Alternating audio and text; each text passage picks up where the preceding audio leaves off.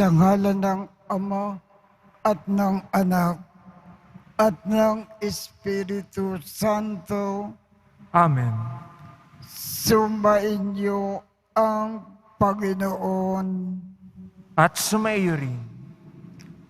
Aminin natin ang ating mga kasalanan upang tayo ay maging marapat gumanap sa banal na pagdiriwang. Panginoong Jesus, binigyan mo kami ng bagong buhay. Panginoon, kaawaan mo kami. Panginoon, kaawaan mo kami. Panginoong Jesus, pinapatawad mo ang aming mga kasalanan. Kristo, kaawaan mo kami. Kristo, kaawaan mo kami. Panginoong Jesus, binabahagi mo sa amin ang iyong katawan at dugo sa Eucharistia.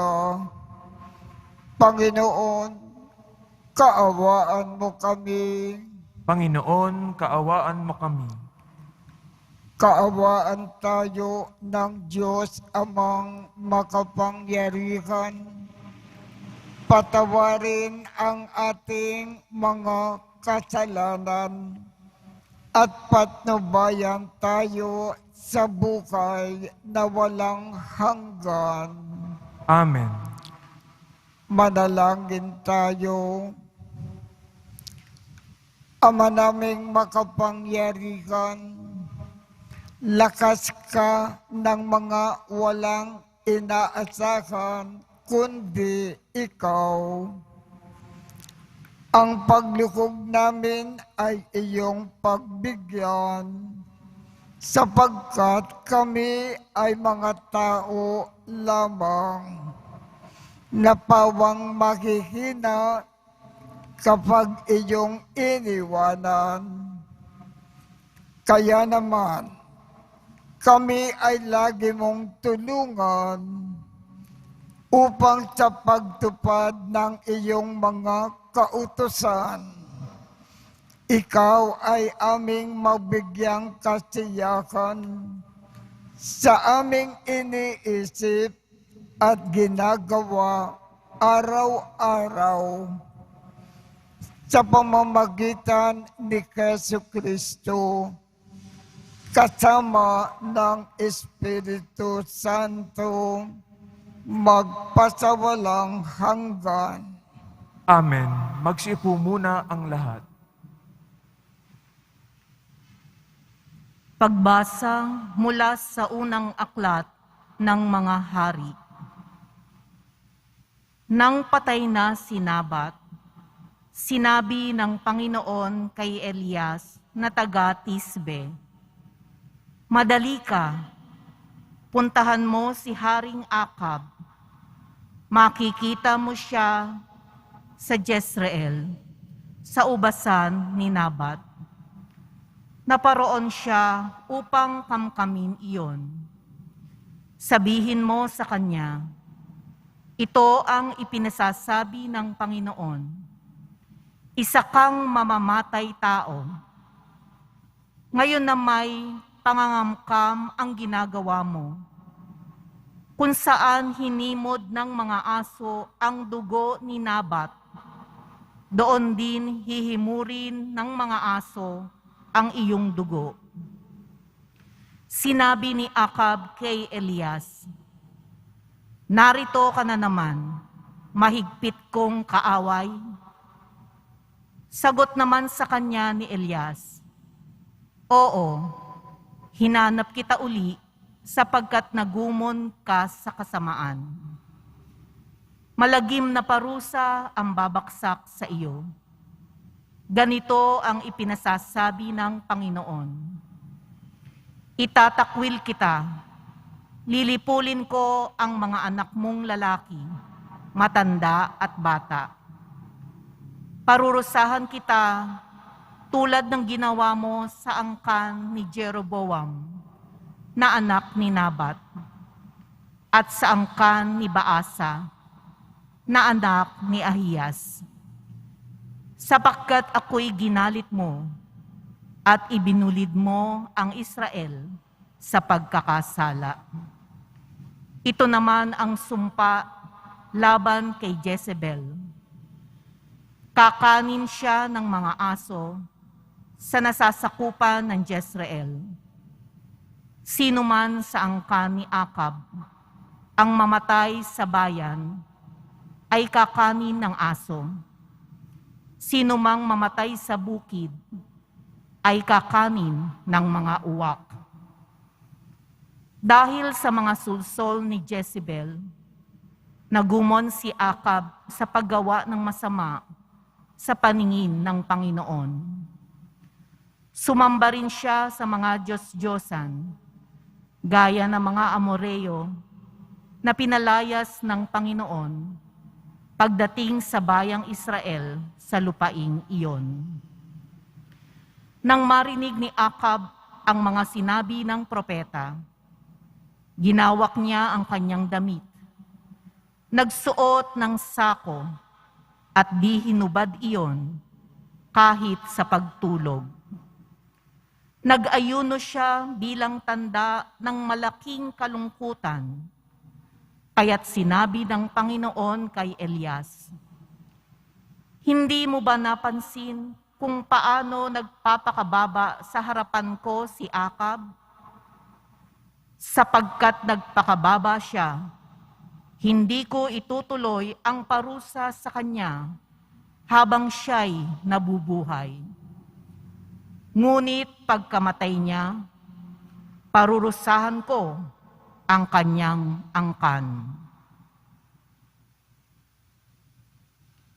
Ang salita ng Diyos. Salamat sa Diyos. Poon, iyong kaawaan, kaming sa iyo'y nagsisuway.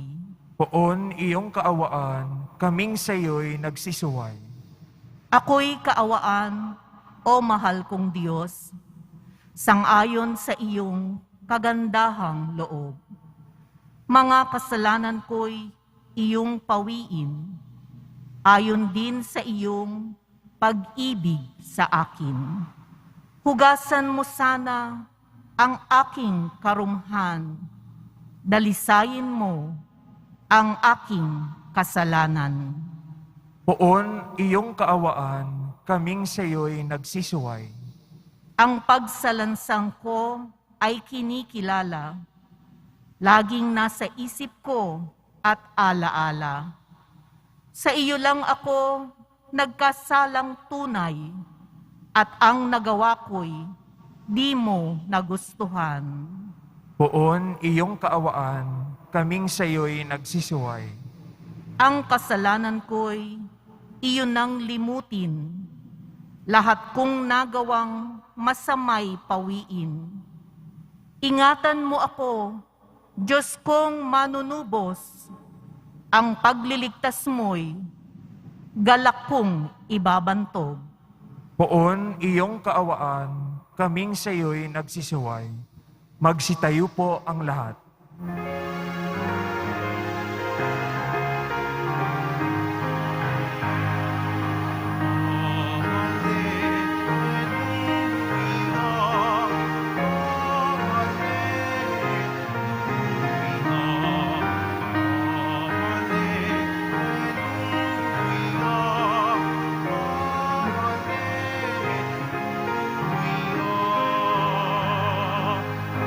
Pag-utos sa sana kayo, katulad ng pag-ibig ko.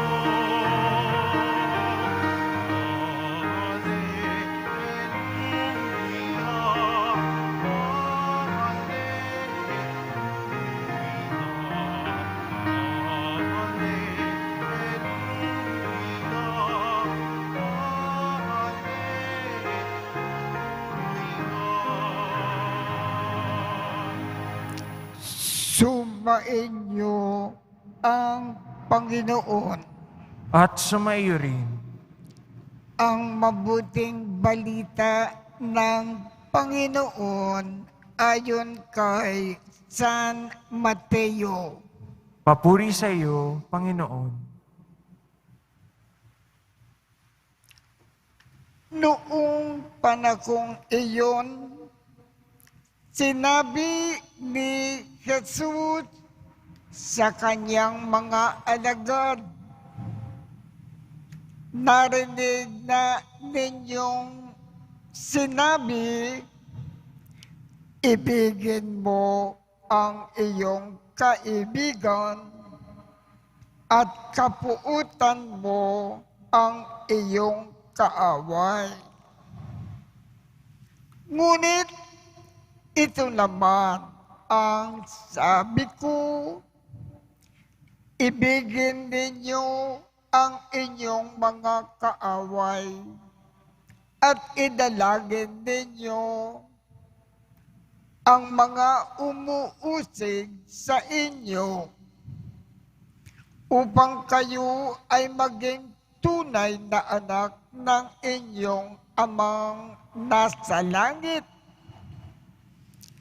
Sapagkat pinasisikap niya ang araw sa masasama at sa mabubuti at pinapapatak niya ang ulan sa mga banal at sa mga makasalanan. Kung ang mga umiibig sa inyo ang siya lamang ninyong iibigin, ano pang gantimpala ang inyong hihintayin? Hindi ba ginagawa rin ito ng mga publikano? At kung ang binabati lamang ninyo ay ang inyong mga kapatid, ano ang nagawa ninyong higit kaysa iba? Ginagawa rin iyon ng mga kintil. Kaya dapat kayong maging ganap gaya ng inyong amang nasa langit. Ang mabuting balita ng Panginoon. Pinupuri ka namin, Panginoong Heso Kristo. Magsiupo muna tayong lahat. Sa ating ebanghelyo ngayong umaga, ang utos ng ating mahal na Jesus Nazareno, mahalin natin ang lahat ng ating kapwa. Mahalin din natin ng gusto ang ating mga kaaway. Bakit utos ng Panginoong Jesus na mahalin natin ang lahat ng tao, pati ang mga kaaway natin, mamahalin natin ang gusto? Ano ang katangian ng Diyos? Mahal niya lahat ang tao. Masama man sila o mabuti, mahal na mahal silang lahat ng Diyos. tayong lahat, mga anak ng Diyos, may kasabihan, like father, like children. Kung ano ang katangian ng Ama, kung talagang anak tayo ng ating Ama, ang kanyang katangian nasa atin din. Kung mahal ng Diyos lahat ang tao, pati mga masasama, mahalin din natin ang lahat ng ating kapwa. Mahalin din natin ang ating mga kaaway. Kung ano ang katangian ng Diyos Ama, tayo bilang mga anak ng Diyos Ama, taglay din natin ang kanyang katangian sa ating sarili. Mahalin din natin ang lahat ng tao. Mahalin din natin ang husto ang lahat ng ating mga kaaway. Ang ikalawang dahilan kung bakit natin mahalin ang ating mga kaaway. Ang isang tunay na Kristiyano, ang isang tunay na Katoliko, ang talagang katangian niya, mahal niya ang lahat ng tao, mahal niya ang kanyang mga kaaway. Kung ibig natin maging tunay na Kristiyano at Katoliko, sa bawat saglit ng ating buhay sa lupa, mahalin natin ang ating mga kaaway. Ang isang Kristiyano o Katoliko na hindi niya minamahal ang kanyang kaaway ay hindi tunay na Katoliko. Hindi siya tunay na Kristiyano. Papaano natin mamahalin ang ating mga kaaway? Unang-una, ipagdasal natin sila lagi-lagi upang bukusan sila ng Diyos ng mga biyaya sa buhay na makakabuti sa kanila. At kung ang ating mga kaaway nakakasalubong natin, pansinin natin sila.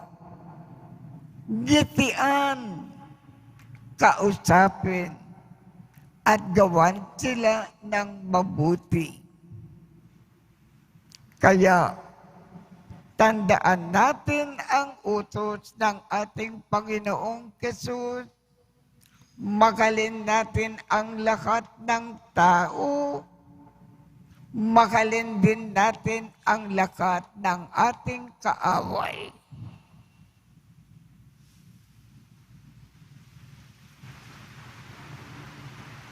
Magsitayo na po ang lahat.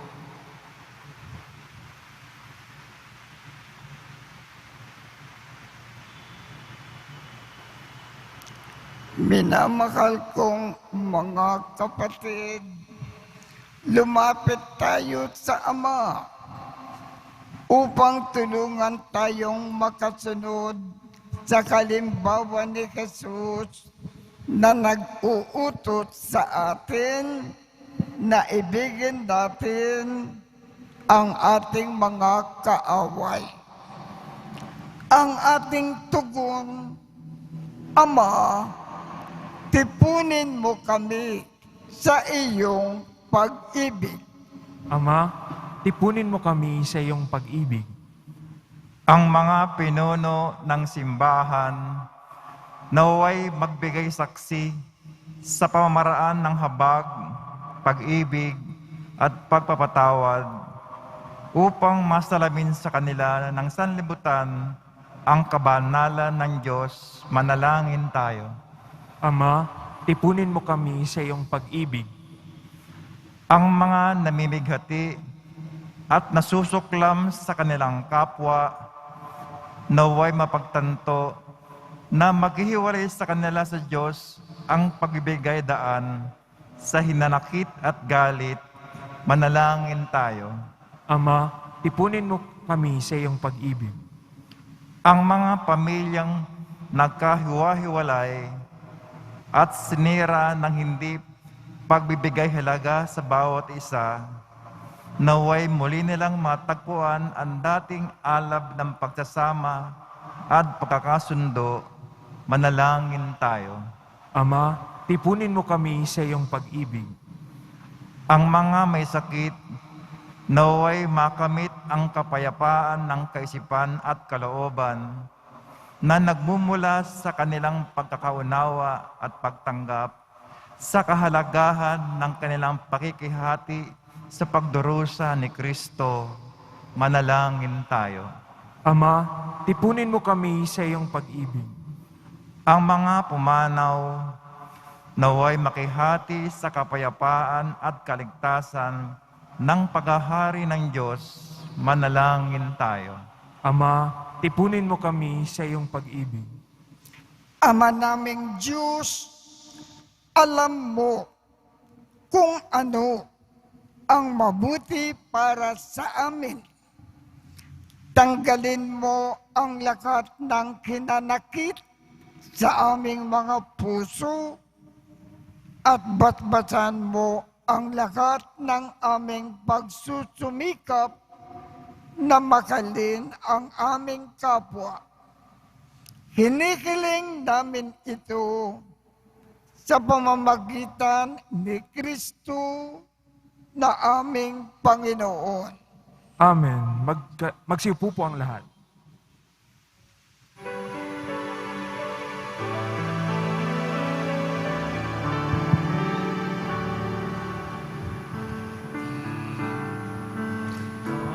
Ay naalakad na ay mula sa ating ani sa lupain ng Diyos nating mahal, na siya na rin nagtulot na tayo'y may lumain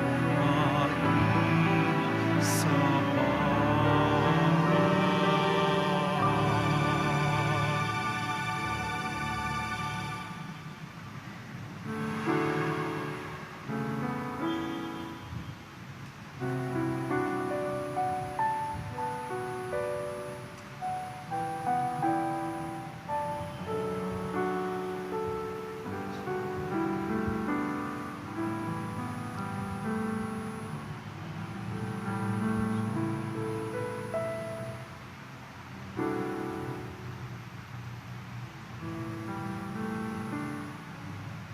Magsitayo na po ang lahat.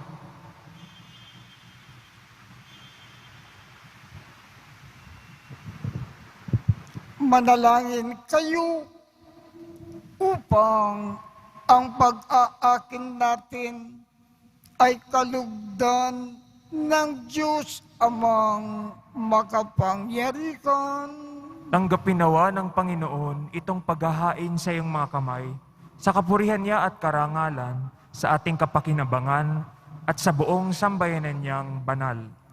Ama naming lumikha, kami ay ginawa mo na may angking katauhan na dapat pakainin at pangalagaan at iyong dinudulutan ng banal na pakikinabang. Ipagkaloob mo na kami ay huwag magkulang sa mga iniuukol mo sa aming kapakanan sa pamamagitan ni Jesu Kristo kasama ng Espiritu Santo, magpasawalang hanggan. Amen. Sumainyo ang Panginoon. At sumaiyo rin. Itaat sa Diyos ang inyong puso at diwa. Itinaas na namin sa Panginoon. Pasalamatan natin ang Panginoong ating Diyos. Marapat na siya ay pasalamatan.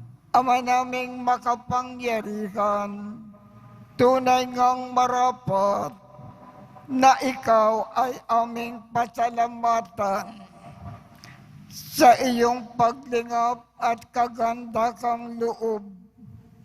Ang tao ay nilikha mo at pinangangasiwa sa sansinukob. Sa kangad mo na siya ay iwastong lubos, siya ay pinagdusa mo sa kanyang pagtalikod. Sa iyong paggiliw, iyong ipinakintulot na makabalik siya sa pamamagitan ni Kristo Jesus. Kaya kaisa ng mga anghel na nagsisiawit ng papuri sa iyo nang walang humpay sa kalangitan, kami ay nagbubunyi sa iyong kadakilaan. Santo, Santo, Santo, Panginoong Diyos ng mga hukbo, napupuno ang langit at lupa ng kadakilaan mo, o sana sa kaitaasan. Pinagpala ang naparirito sa ngalan ng Panginoon, o sana sa kaitaasan. Magsiluhod po ang lahat.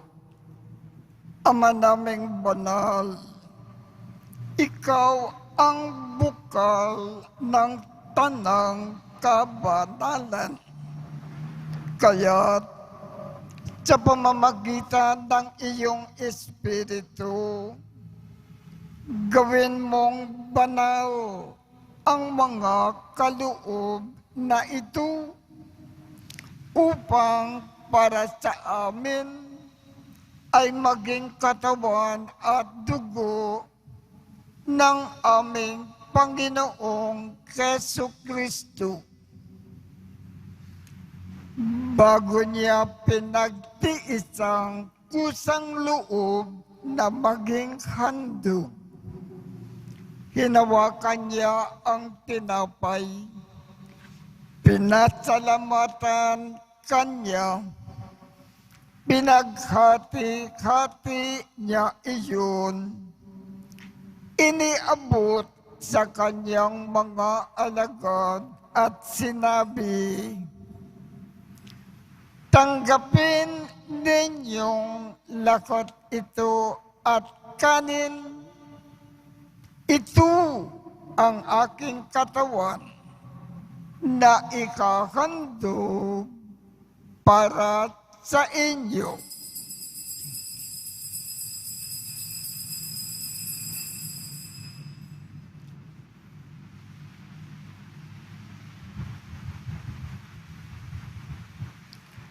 Gayon din naman, noong matapos ang hapunan, hinawakan niya ang kalis, muli kanyang pinasalamatan, iniabot niya ang kalis sa kanyang mga alagad at sinabi,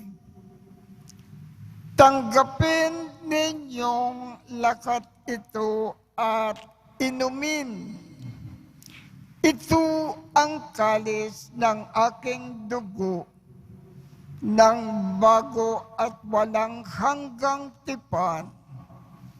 Ang aking dugo na ibubuhos para sa inyo at para sa lahat sa ikapagpapatawad ng mga kasalanan. Gawin ninyo ito sa pag-alaala sa akin.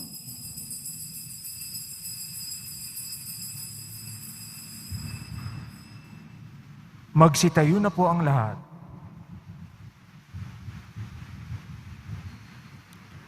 Ipagbunyi natin ang misteryo ng pananampalataya. Si Kristo'y namatay, si Kristo'y nabuhay, si Kristo'y babalik sa wakas ng panahon. Ama, ginagawa namin ngayon ang pag-aalala sa pagkamatay at muling pagkabuhay ng iyong anak.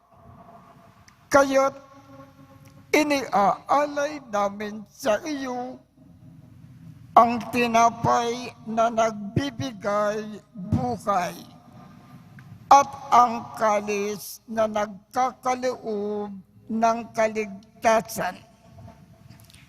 Kami ay nagpapasalamat dahil kami ay iyong minarapat na tumayo sa harap mo para maglingkod sa iyo. Isinasamo namin kaming magsasalo-salo sa katawan at dugo ni Kristo ay mabuklod sa pagkakaisa sa pamamagitan ng Espiritu Santo.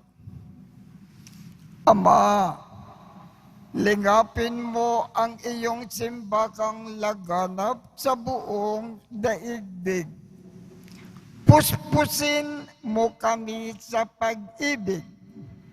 Kaisa ni Francisco, aming Papa, Jose, aming Obispo, at ng Tanang Kaparian. Alalakanin mo rin ang mga kapatid naming nakimlay nang may pag-asa na sila ay muling mabubuhay. Gayon din ang lakat ng mga pumanaw. Kaawaan mo sila at patuloyin sa iyong kaliwanagan. Kaawaan mo at pagindapatin kaming lahat na makasalo sa iyong buhay na walang wakas.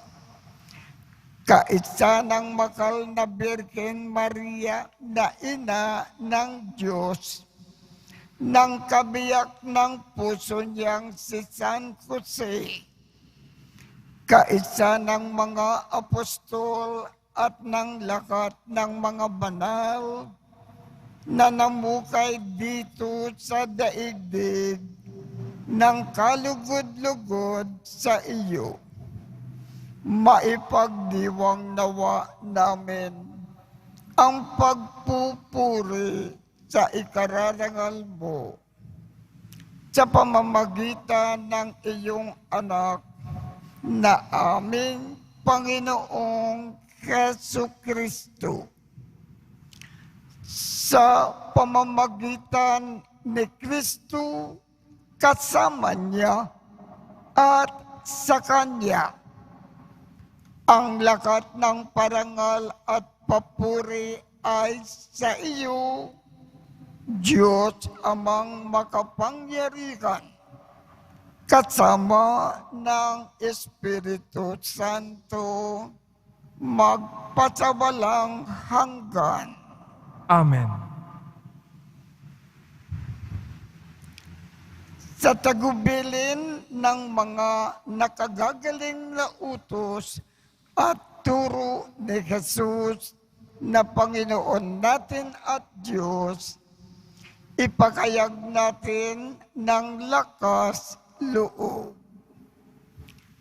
Ama namin, sumasalangit ka, sambakin ang ngalan mo, mapasa amin ang kaharian mo, sundin ang loob mo dito sa lupa para nang sa langit.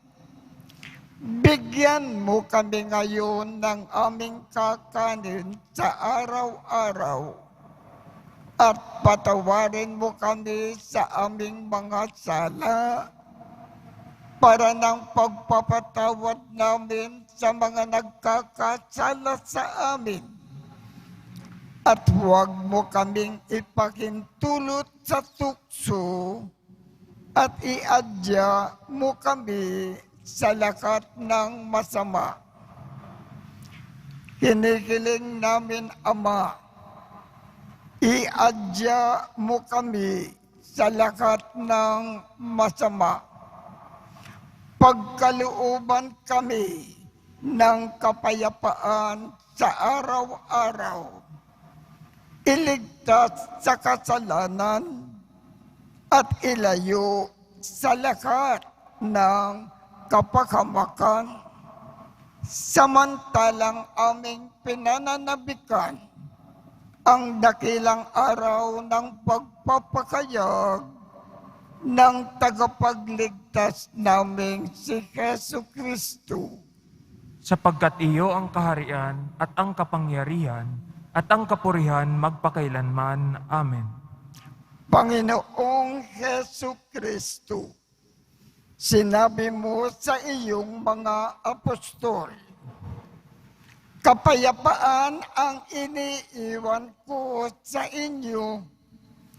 Ang aking kapayapaan ang ibinibigay ko sa inyo. Tungkayan mo ang aming pananampalataya at huwag ang aming mga pagkakasala.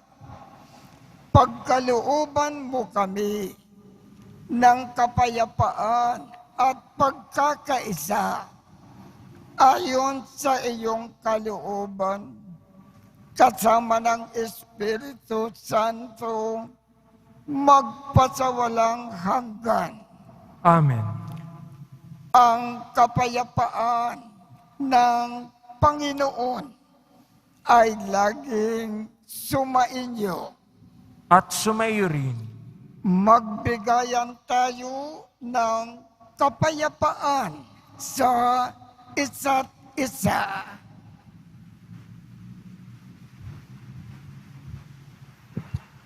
Kordero ng Diyos na nag-aalis ng mga kasalanan ng sanlibutan, maawa ka sa amin.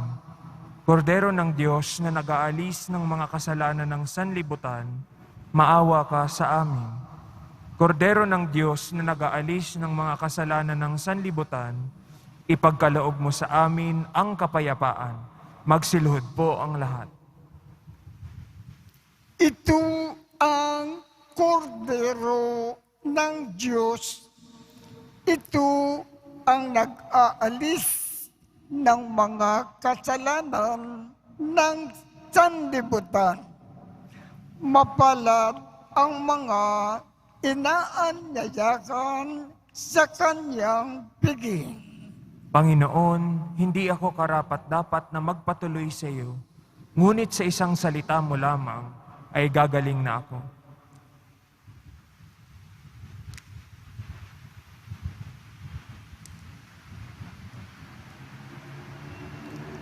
Katawan ni Kristo.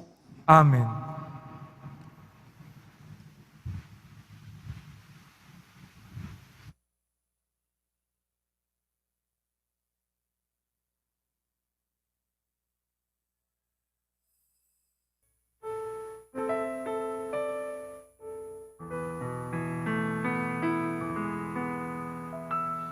Katawan ni Kristong aming tinatanggap, nagbibigay buhay, kaligtasang ganap, dakilang kaloob na sa aming bigay, tanda ng pag-ibig ng Diyos na buhay. O sakramentong banal na kahangahan, papurihan natin at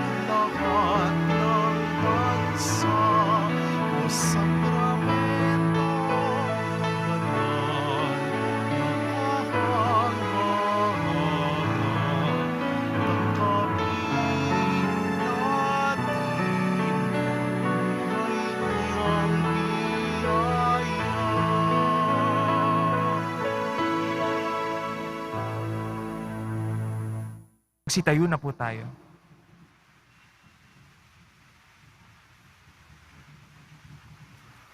Manalangin tayo.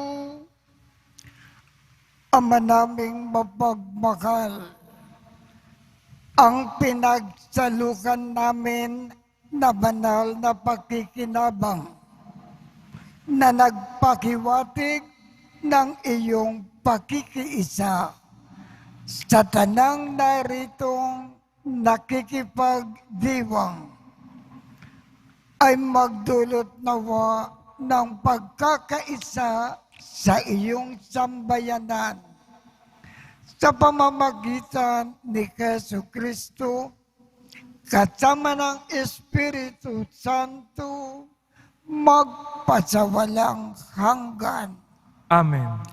Sumainyo ang Panginoon At sumayo rin at pagpalain kayong lahat ng makapangyarihang Diyos, Ama, Anak, at Espiritu Santo. Amen. Tapos na po ang misa, humayo tayong mapayapa. Salamat sa Diyos.